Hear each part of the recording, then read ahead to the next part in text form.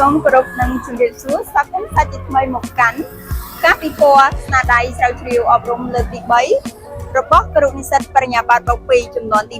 2នៃវិទ្យាស្ថានជាតិអប់រំដែលការតាំងពិព័រណ៍នេះផងដែរនឹងប្រព្រឹត្តទៅរយៈពេល3ថ្ងៃចាប់ពីថ្ងៃទី3រហូតដល់ថ្ងៃទី5ខែមេសាឆ្នាំ2025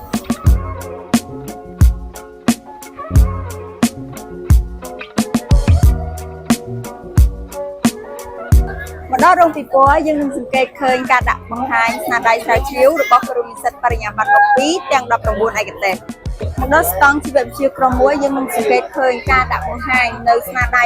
មួយចំនួនដូចជាទម្រង់រូបគុំគំរូតម្រង់នោមសិភៅកិច្ចតែងការជីវវិទ្យាថ្នាក់ទី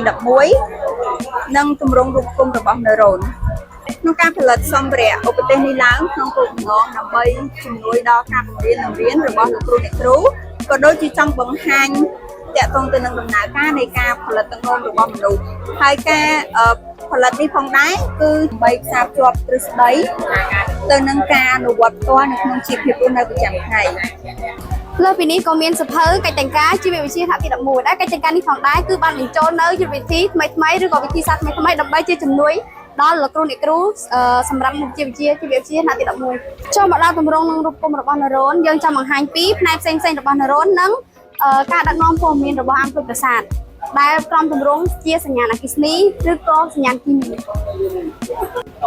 សូមអរគុណជាចុងក្រោយសូមអញ្ជើញលោកគ្រូអ្នកគ្រូសិស្សានុសិស្សទាំងអស់គ្នាមកចូលរួមទស្សនានៅស្នាដៃតាំងពិព័រណ៍របស់យើងខ្ញុំសូមជម្រាបលា